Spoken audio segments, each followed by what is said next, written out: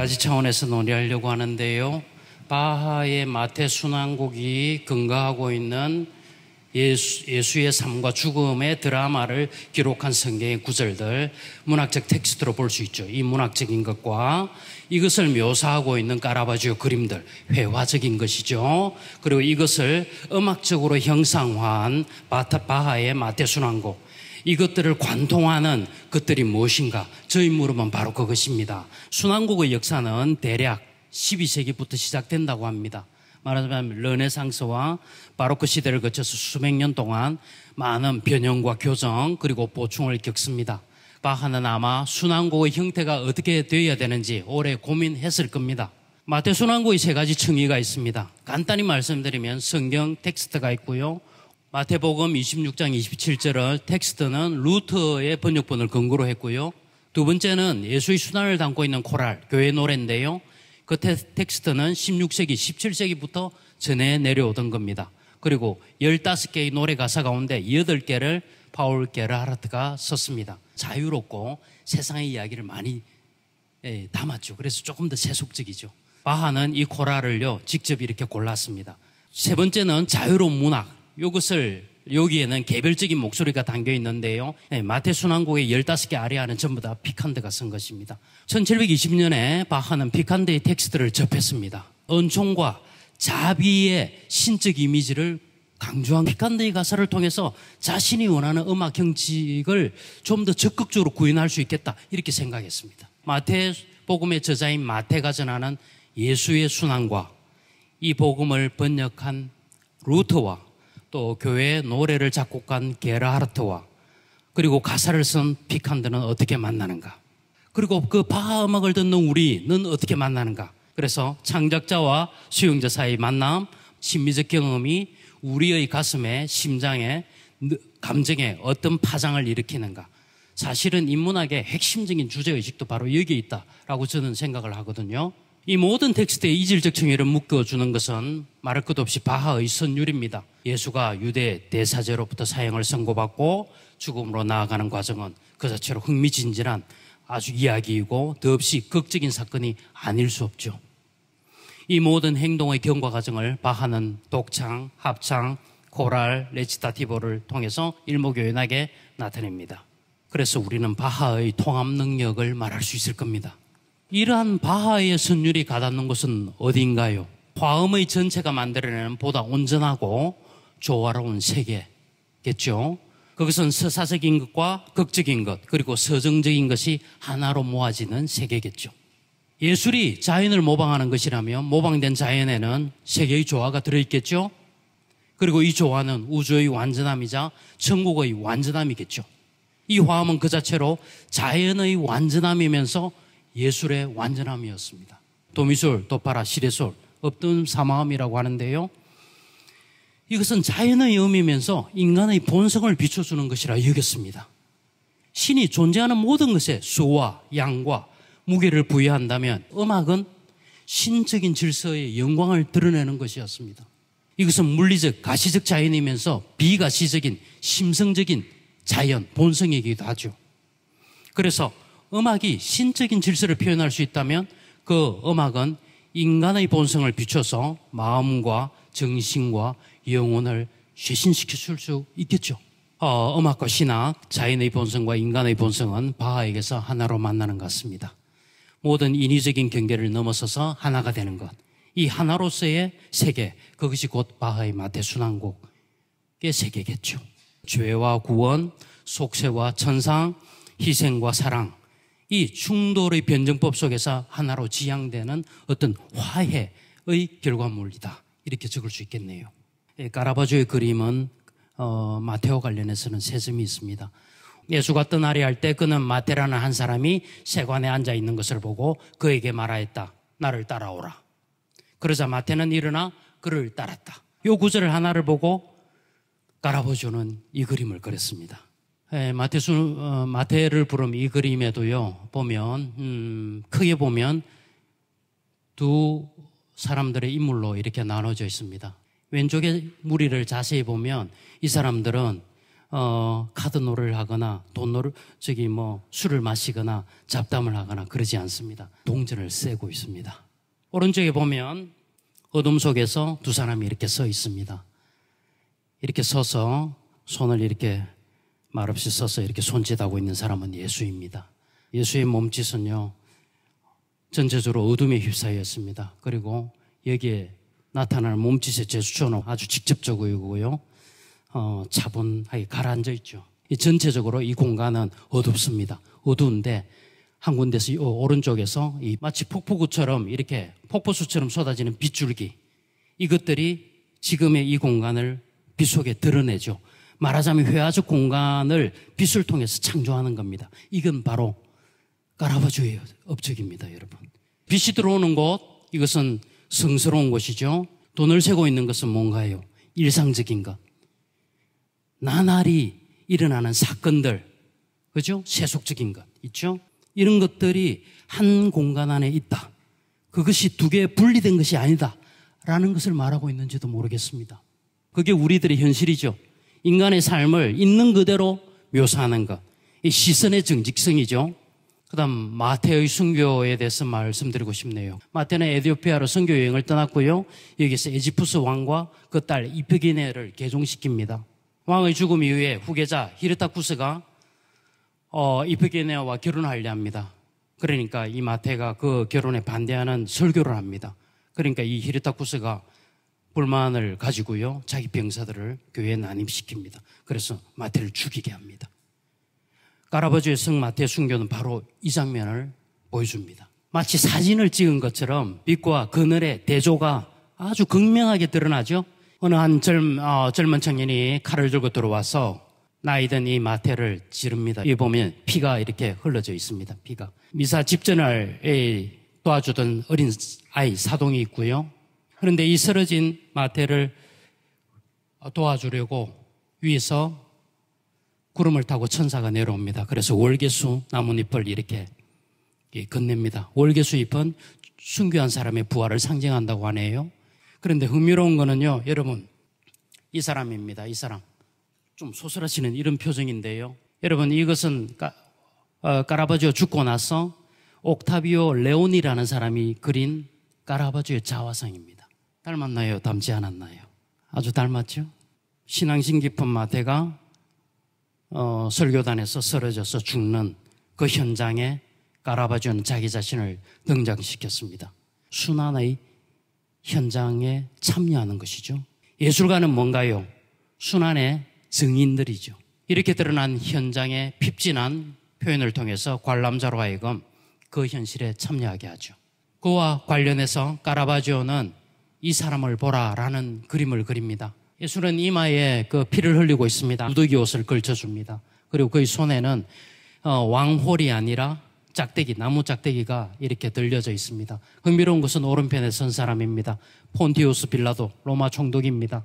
이 사람이 에코호모, 이 사람을 보라, 이렇게 이야기하고 있죠. 순환의 현장에 참여하게 하는 것이죠. 촉구, 참여, 초대, 다시 생각하게 하는 하나의 계기를 마련하는 거죠. 반성적 계기를 마련하는 것이죠. 이 그림은 너무 생생하게 예수가 체포된 그 현장 속으로 우리를 불러들이는 것 같아요. 그림 속의 현실과 그림 밖의 현실 사이에 간극이 없다는 것, 그림 속으로 그림 밖의 이 사람들을 불러들이고 있다는 것, 그와 관련해서 스테파노 주피라는 사람이 있는데요. 이 사람이 이렇게 말했습니다. 과거의 어떤 거장도 까라바주만큼 지금 여기에서 일어나는 어떤 사건들을 오늘날의 청중과 그렇게 직접적으로 소통하게 한 경우는 없다, 이렇게 말했습니다. 바로 고통과 순환의 현실에 직면하게 한다, 이런 뜻이겠죠.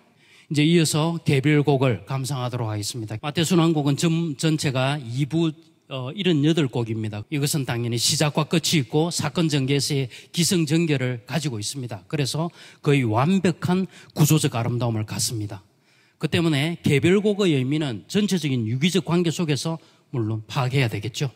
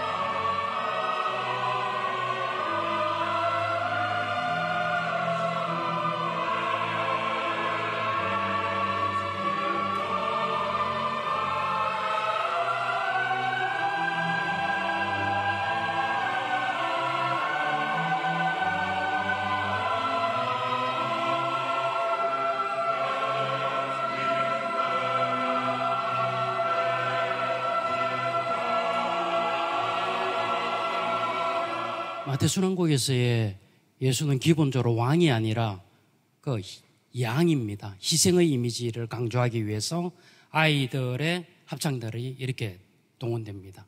그게 중요한 게 이 여기에는 두 개의 합창이 나오는데요.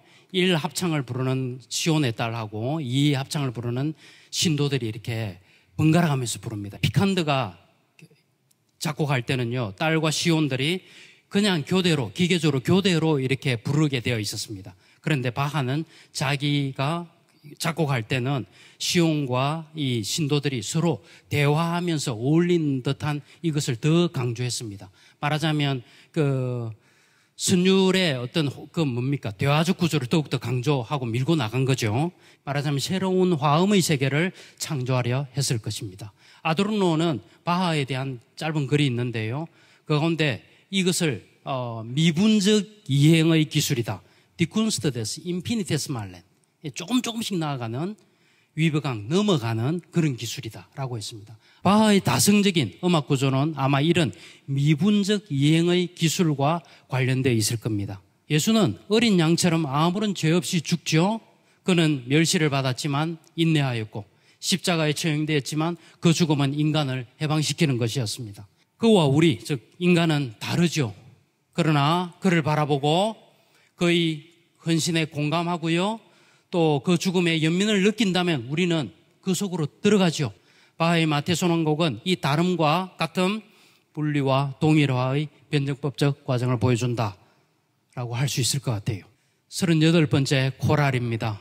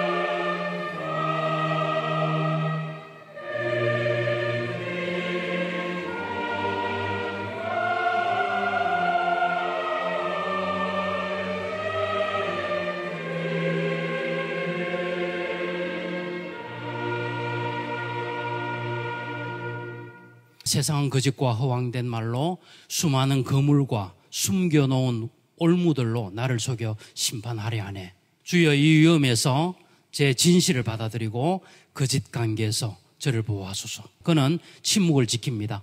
이 침묵 속에서의 인내야말로 세상의 모든 경멸과 박해에 대응하는 예수 고유의 대응법인지도 모릅니다. 이런 예수를 군중들은 때리고요. 또 누구는 침을 뱉고 그러합니다. 베드로가 3번 부인하는 것도 이 무렵입니다. 그 다음에 이제 들을 것이요. 58번째 아리아입니다. 아우스리베 빌 마이 하일란드 슈테르벤에서 나의 주는 사랑 때문에 죽어가려 하네. 이런 뜻입니다.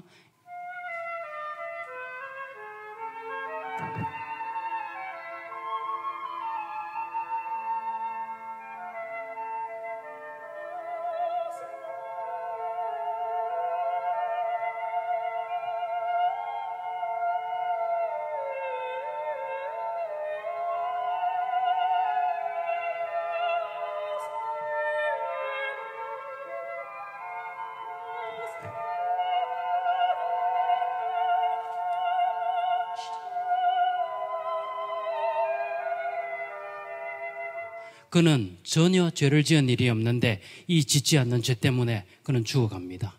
어찌할 바 없는 슬픔, 도저한 고통은 바로 여기서 옵니다.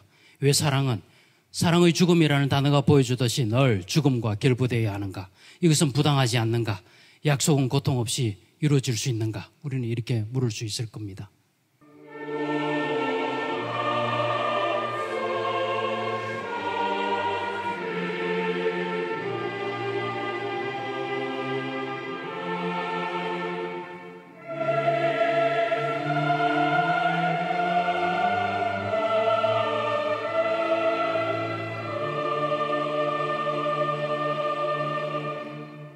피와 상처로 가득한 머리, 이건 아주 널리 알려진 이 가사인데요. 게르하르트가 쓴 가사입니다. 이 예수 순환의 전개에서 하나의 정점입니다.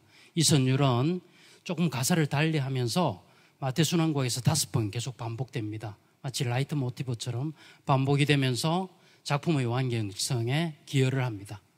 자, 이제 결론 부분에 다다랐습니다. 마태 순환곡을 구성하는 음악적인 문학적 구조에 저는 까라바조 7점 그림에 대한 해석을 붙였습니다. 중요한 것은 서사와 시, 음악과 회화를 관통하는 미적 경험의 잠재력이 과연 무엇인가? 이것은 오늘날 인문교양 교육의 변함없는 핵심이라고 저는 생각합니다. 연구나 조사, 개념 규정, 논증 이런 학문적 행위는 종국적으로 지금 여기에서의 효과, 심리적 경험의 파장이라는 문제로 수렴되어야 한다고 저는 생각합니다. 마태 순환곡이 음악을 듣는 우리에게, 나에게 어떤 영향을 미치는가? 말하자면 예술의 인간학적인 영향력은 무엇인가? 라는 것을 묻는 것은 중요합니다. 이런 것을 통해서 우리의 영혼과 육체가 변해가죠. 변형해가죠. 빌동해가죠. 그거는 곧 교양 과정이겠죠. 교양의 형성 과정이겠죠. 예술의 주체가 반성적인 내면성을 통해서 기존과는 다른 삶의 관계를 창출하는 대로 나아갈 때 예술은 구원의 약속이 되리라 저는 생각합니다.